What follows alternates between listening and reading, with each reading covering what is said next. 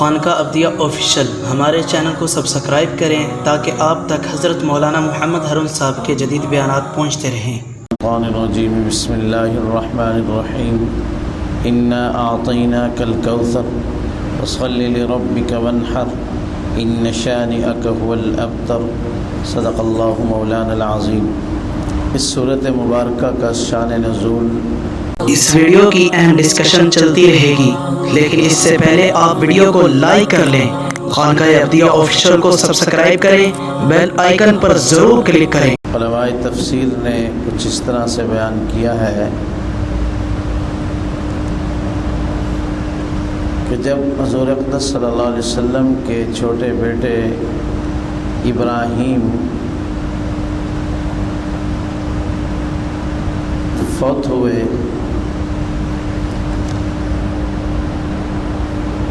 تو کفار مکہ نے جب ان کو خبر ہوئی تو انہوں نے یہ واویلا اور یہ شور شروع کر دیا، بطر محمد، کہ محمد بے نسل ہو گئے، ان کی نرینہ اولاد میں سے کوئی بھی اب زندہ نہیں رہا، ان کی نسل ختم ہو گئی۔ جو انسان کی نسل چلتی ہے وہ بیٹوں سے چلتی ہے، بیٹیوں سے نہیں چلتی۔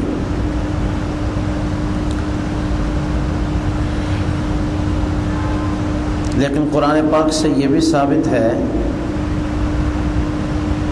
قرآن کریم سے یہ بھی ثابت ہے کہ بیٹیوں سے بھی نسب چلتا ہے، بیٹیوں کی اولاد کو بھی ذریت اور انسان اپنی اولاد کہہ سکتا ہے۔ قرآن پاک سے بھی ثابت ہے اور سنت مبارکہ سے بھی ثابت ہے کہ بیٹیوں کی اولاد کو بھی انسان اپنی طرف منسوب کر سکتا ہے، وہ بھی اپنی اولاد ہے۔ لیکن عموماً جو سلسلہ نسب ہے وہ بیٹوں سے جاری ہوتا ہے۔ تو کفار مکہ کیا کہنے لگے کہ محمد بے نسل ہو گئے، ان کی نسل ختم ہو گئی۔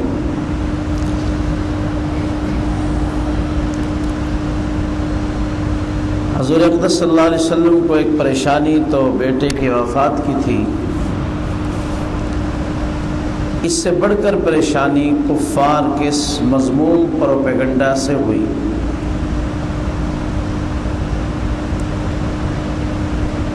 کہ محمد بے نسل ہو گئے اور چند دنوں کے بعد ان کا مشن بھی ختم ہو جائے گا، ان کا مشن، ان کے نام لیوا، کیونکہ یہ بات بھی بجا ہے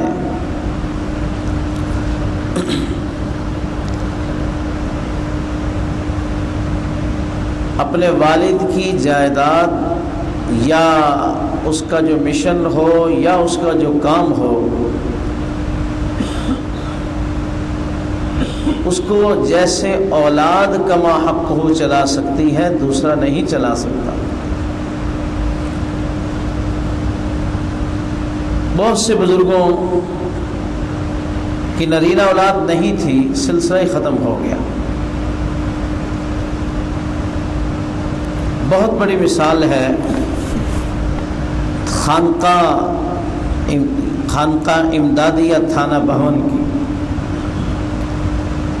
حکیم الامت، جس خانقاہ میں حکیم الامت مولانا اشرف علی تھانوی رحمۃ اللہ علیہ لوگوں کو اللہ اللہ سکھایا کرتے تھے، چونکہ آپ کی نرینہ اولاد نہیں تھی ہی نہیں۔ ایک بی بی صاحبہ کی اولاد تھی پچھلے خامن سے، لیکن وہ اپنی تو نہیں تھی، وہ بھی بیٹی تھی، بیٹا تو تھا ہی نہیں۔ تو وہ بات ہی وہاں پر ختم ہو گئی۔ خلفاء جو تھے، شاگرد جو تھے، انہوں نے آ کر اپنی اپنی جگہ آباد کی۔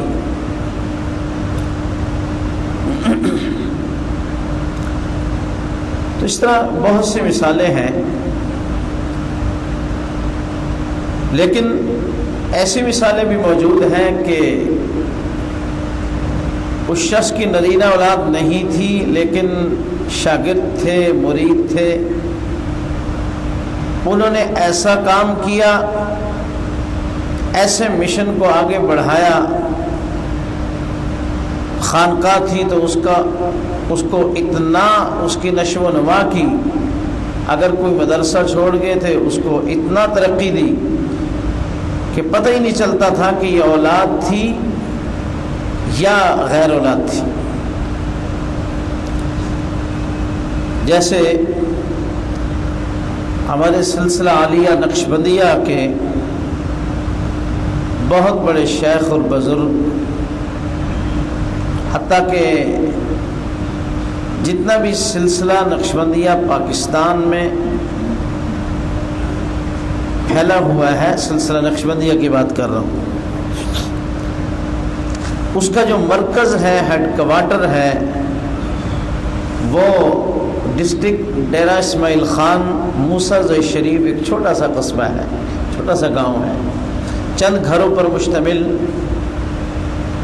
جہاں سید الطائفہ حضرت قبلہ حاجی دوست محمد قندھاری رحمہ اللہ تعالی، جو قندھار سے تعلق رکھتے تھے، افغانستان سے، انہوں نے وہاں آ کر اپنے شیخ کے نام پر خانقاہ احمدیہ سعیدیہ شاہ احمد سعید دہلوی رحمۃ اللہ علیہ کے اسم مبارک پر خانقاہ کو قائم فرمایا۔ آپ کی اولاد نہیں تھی، نرینہ اولاد نہیں تھی، تو آپ کے مرید خاص اور جانشین خلیفہ حضرت خواجہ محمد عثمان دامانی سب کے اندر رحمۃ اللہ علیہ، آپ کی وفات کے بعد انہوں نے خانقاہ کا نظام سنبھالا، اور ایسے سنبھالا جیسے بیٹے بھی نہ سنبھالیں۔ ہم بھی یہ سمجھتے رہے کہ یہ باپ بیٹے کا رشتہ ہے، لیکن ایسا نہیں تھا۔ حضرت خواجہ عثمان دامانی حضرت کے مرید تھے، رشتہ دار بھی غالباً نہیں تھے، مرید تھے، خلیفہ تھے، جانشین تھے، سب خلفاء میں سب سے افضل تھے۔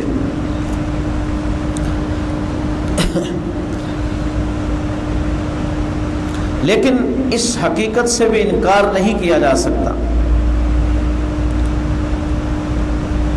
کہ والد کا کام جو اولاد یا بیٹا سنبھال سکتا ہے، دوسرا نہیں سنبھال سکتا۔ دوسرے کو وہ درد نہیں ہوگا، دوسرے کو وہ فکر نہیں ہوگی، دوسرا کیسے ایک لگن کے ساتھ وہاں بیٹھ کے کام کر سکتا ہے۔ تو کفار مکہ کہنے لگے محمد کا بیٹا ابراہیم فوت ہو گیا صلی اللہ علیہ وسلم،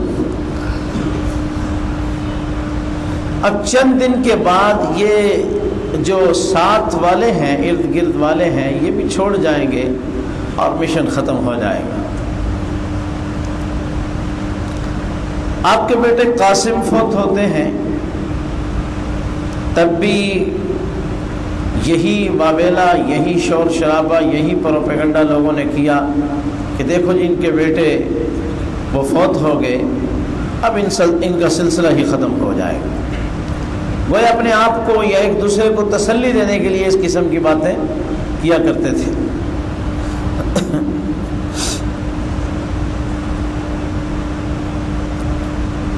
انہوں نے تو ایک عمومی سی بات کی، جیسے ایک دنیا میں ایک رواج چلتا ہے، ایک بات چلتی ہے، لیکن اللہ تبارک و تعالیٰ نے تو آپ صلی اللہ علیہ وسلم کو رحمت للعالمین بنا کے بھیجا تھا۔ آپ اولاد کے محتاج تو نہیں تھے، یا اللہ کا دین اولاد کا محتاج تو نہیں تھا کہ اولاد ہوگی تو سلسلہ چلے گا، اولاد نہیں ہوگی تو سلسلہ ختم ہو جائے گا۔ تو اللہ کے دین کی بات آ گئی، اللہ پاک نے اپنا دین قائم رکھنا تھا، قیامت تک قائم رکھنا تھا، اور اس میں علماء نے حکمتیں بھی لکھی ہیں کہ آپ صلی اللہ علیہ وسلم کے سب بیٹے طفولیت میں شیر خاری میں ہی وفات کیوں پا گئے؟ اللہ کی طرف سے کیا حکمت تھی؟ لکھا ہے کہ اس لیے کہ کچھ لوگ ایسے نکل آتے کہ جو حضور اقدس صلی اللہ علیہ وسلم کی اولاد کو جب وہ بڑے ہو جاتے تو نبی مانتے، حالانکہ نبوت کا سلسلہ اللہ نے آپ پر ختم کر دیا تھا۔ جیسے کچھ لوگ محبت میں آگے بڑھ جاتے ہیں تو محبت میں غلو اختیار کرنے والے آپ صلی اللہ علیہ وسلم کے صاحبزادے کو اللہ کا نبی مان لیتے کہ ہم اس کو نبی مانتے۔ اور بھی بے شمار حکمتیں ہوں گی۔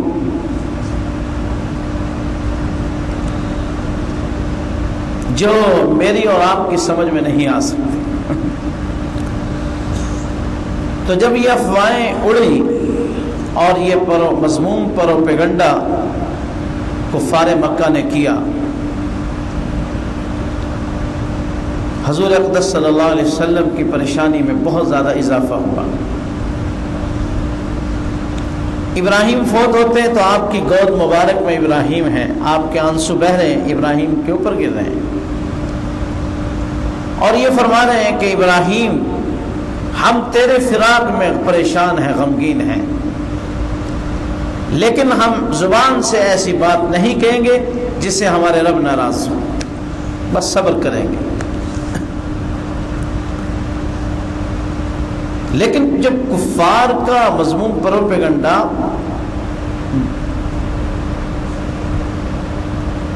ہونا تو یہی چاہیے تھا، برادری کی بیس پہ یا رشتہ داری کی بیس پہ آپ صلی اللہ علیہ وسلم کو دلاسا دیتے، صبر دلاتے، انہوں نے پروپیگنڈے شروع کر دیے اور یہ بطیرہ محمد کے نعرے لگانے شروع کر دیے کہ محمد کی نسل ختم ہو گئی۔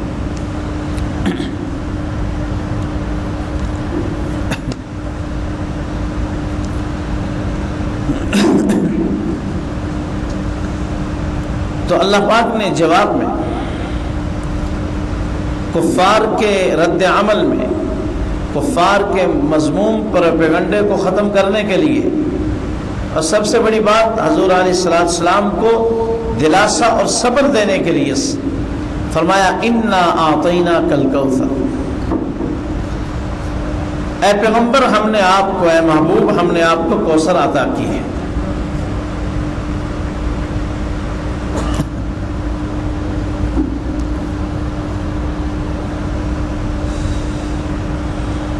کوثر کا کیا معنی ہے؟ حدیث پاک میں ہے جب یہ سورت مبارکہ نازل ہوئی اور وحی کی کیفیت آپ سے ختم ہوئی تو آپ کا چہرہ مبارک 14ویں چاند کے کی طرح روشن تھا اور تبسم فرما رہے تھے کہ اللہ پاک نے مجھے ایک بہت بڑی نعمت عطا کی ہے۔ فرمایا انا اعطیناک الکوثر، بے شک ہم نے آپ کو کوثر عطا کی ہے۔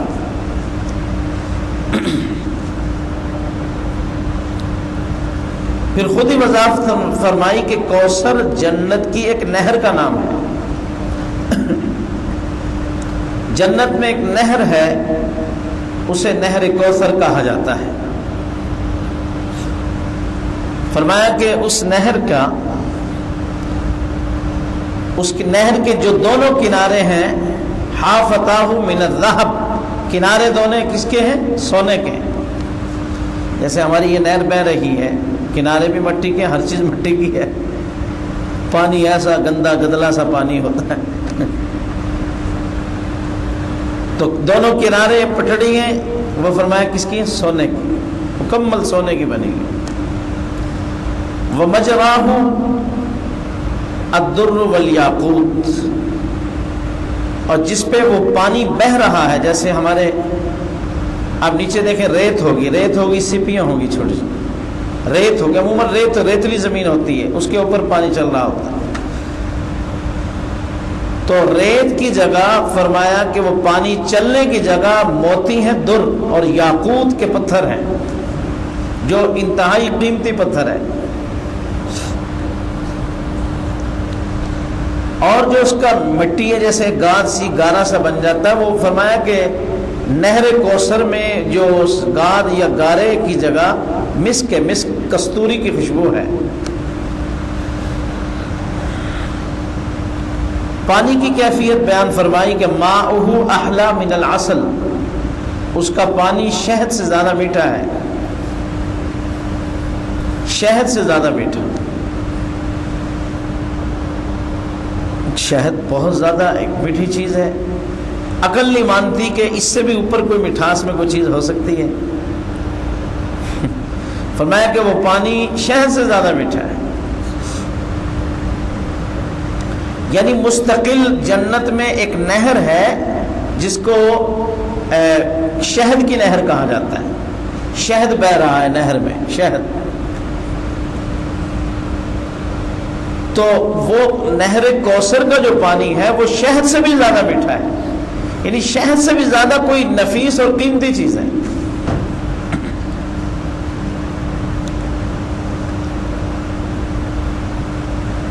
وَأَبْيَضْ مِنَ الثَّلَجِ، آپ کے ذہن میں آ رہا ہوگا کہ جب شہد سے زیادہ میٹھا ہے تو کوئی مشروب ہی ہوگا، کوئی شربت ہی ہوگا، کوئی رنگ بھی اس کا عجیب صحیح ہوگا، جیسے شہد کا اپنا رنگ عجیب ہے۔ تو فرمایا ابیض من الثلج، برف سے زیادہ سفید رنگ ہے، برف سے زیادہ، برف بھی سفید ہوتی ہے، دودھ بھی سفید ہے، فرمایا اس سے بھی زیادہ سفیدی ہے اس کی، پانی کی ہے، پانی سفیدی اس کی دودھ کی طرح ہے۔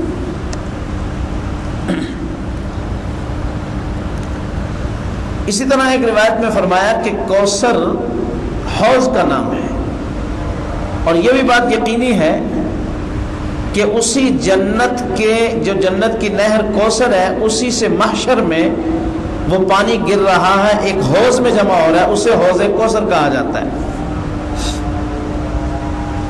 تو کوثر سے مراد نہر کوثر بھی ہو سکتی ہے، حوض کوثر بھی ہو سکتا ہے۔ تو اللہ پاک نے نبی علیہ السلام کو تسلی دی کہ آپ کا ایک بیٹا فوت ہو گیا تو کیا ہو گیا، لوگوں کی اولادیں بھی فوت ہوتی ہیں، لوگ بھی بے نسل ہو جاتے ہیں، تو آپ کیوں گھبراتے ہیں؟ ہم نے آپ کو جنت میں نہر کوثر عطا کی ہے، آپ کی اور آپ کی امت کے لیے، اور محشر میں حوض کوثر عطا کیا ہے آپ کے لیے اور آپ کی امت کے لیے۔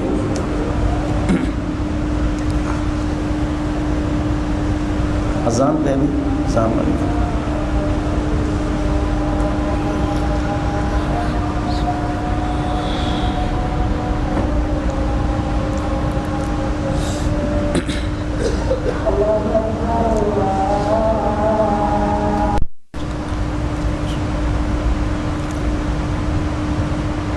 تو کوثر کے دو مفہوم تو یہ ہوئے جو کہ حقیقت میں ایک ہی بنتا ہے، یا اس سے حوض کوثر مراد ہے یا نہر کوثر مراد ہے۔ حوض کوثر محشر میں ہوگا اور نہر کوثر جنت میں ہوگی۔ کوثر کا ایک معنی ہے رفعت ذکر۔ سورہ الم نشرح میں اس کی وضاحت فرمائی، فرمایا وَرَفَعْنَا لَكَ ذِكْرَكَ، اے پیغمبر ہم نے آپ کا ذکر بہت بلند کیا ہے۔ آپ کا تذکرہ زمین میں بھی ہوتا ہے، آسمانوں میں بھی ہوتا ہے، ہم نے آپ کا ذکر بہت بلند کیا ہے۔ لوگوں کی سینکڑوں اولادیں ہوں، کسی شخص کی 100 تک اولادیں ہوں، اس کا اتنا نام مشہور نہیں ہوگا، اس کا سلسلہ نسب اتنا پھیلے کہ پوری دنیا پر پھیل جائے، اس کا نام اتنا بلند نہیں ہوگا جتنا ہم نے آپ کا نام بلند کیا ہے۔ اب یہ کس کی اولاد ہے؟ ساری کس کی اولاد ہے؟ بابا آدم کی۔ بابا آدم کی فضیلت زیادہ ہے یا حضور صلی اللہ علیہ وسلم؟ فرمایا اولادوں والوں کی اتنی شہرت نہیں ہوتی، کوئی نہیں جانتا، کچھ محلے کے لوگ جانیں گے، رشتہ دار جانیں گے، دوست جانیں گے کہ فلاں کا بیٹا ہے، فلاں کی اولاد ہے جی، 2-4 اتنا ہی ہوگا۔ آپ کے اگر بیٹے فوت ہوئے تو کیا ہوا؟ آپ کا نام ہم نے دنیا میں مشہور کیا، مشرق و مغرب میں مشہور کیا۔ پورے عالم میں مشہور کیا. وَرَفَعْنَا لَكَ ذِكْرَكَ. اب رحمۃ اللہ علیہ نے فرمایا کہ ایک انگریز نے تاریخ دان انگریز نے کتاب لکھی 100 بڑے انسان. 93 آدمی اس نے ایجادات کے اعتبار سے بڑے بنائے ہیں، جنہوں نے ایجادات کی ہیں. کسی نے بجلی ایجاد کی، کسی نے کمپیوٹر ایجاد کیا، کسی نے ہوائی جہاز ایجاد. اس اعتبار سے وہ بڑے بنائے. 7 آدمی اس نے مذہب کے اعتبار سے بڑے بنائے. جو مذہب کے اعتبار سے اس نے بڑے شمار کیے ہیں ان کو 93 کے اوپر لے گیا، سر فہرست لے کے لایا. دوسرے نمبر پر اس نے اپنے نبی حضرت عیسیٰ کو رکھا. سب سے پہلے حضور اکرم صلی اللہ علیہ وسلم کو رکھا. کسی عیسائی نے سوال کیا کہ تو نے یہ کیا ظلم کیا ہے، اپنے نبی کا دوسرا نمبر اور محمد مسلمانوں کے نبی کا پہلا نمبر رکھا تو نے. اس نے جواب دیا.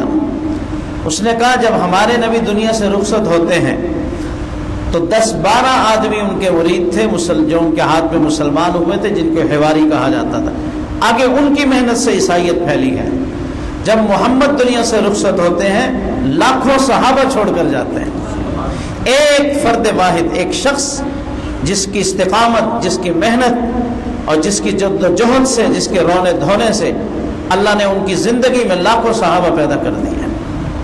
مورخین نے لکھا ہے 18 لاکھ صحابہ تھے جب آپ صلی اللہ علیہ وسلم دنیا سے پردہ فرما گئے. 18 لاکھ. 1.25 لاکھ تو حجۃ الوداع میں تھے. بچے نہیں تھے وہاں پہ، بوڑھے نہیں تھے، بیمار نہیں تھے، عورتیں زیادہ نہیں تھیں. اور کئی مسلمان جیسے اب ہیں 30-40 لاکھ حج میں، باقی 1.5 ارب کے قریب پیچھے. ایسے ہی نہیں تو اس وقت بھی ایسے ہی ہوگا. اس وقت تو مواصلات کے ذرائع بہت محدود تھے، بہت مشکل ہوتا تھا سفر کرنا. تو 1.25 لاکھ تو حجۃ الوداع پر تھے. فرمایا 18 لاکھ صحابہ تھے ایک شخص واحد کی محنت سے. اس نے کہا میں کیوں نہ لکھوں محمد کے پہلے نمبر پر، جس نے اپنی جدوجہد محنت سے ایک شخص نے کئی لاکھ لوگ پیدا کیے ہیں. اس لیے میں نے اپنے نبی سے بھی ان کو فوقیت دی ہے. تو اب دیکھو دشمن مان رہا ہے کہ کائنات کا سب سے بڑا انسان، سب سے کامل انسان، سب سے بڑا انسان وہ کون ہے؟ محمد الرسول اللہ صلی اللہ علیہ وسلم. کوثر کا یہ معنی ہے کہ آپ کا ذکر، آپ کا تذکرہ مبارک ہم نے اتنا بلند کیا ہے. سورہ الم نشرح میں بھی یہ بیان کیا تھا، اس کی وضاحت. پوچھا گیا جب اللہ نے فرمایا کہ ہم نے آپ کا ذکر بلند کیا، عرض کیا کہ کیسے؟ سوال کیا آپ صلی اللہ علیہ وسلم. جواب ملا متا ذکر تو ذکرتا، اے پیغمبر، اے محبوب، جہاں میرا تذکرہ ہوتا ہے آپ کا بھی تو ساتھ ہی ہوتا ہے. اذان میں دیکھ لیں، اشہد ان لا الہ الا اللہ، اشہد ان محمد رسول اللہ. نماز ہے، اذان ہے، خطبے ہیں، یہ ہے ورفعنا لک ذکرک.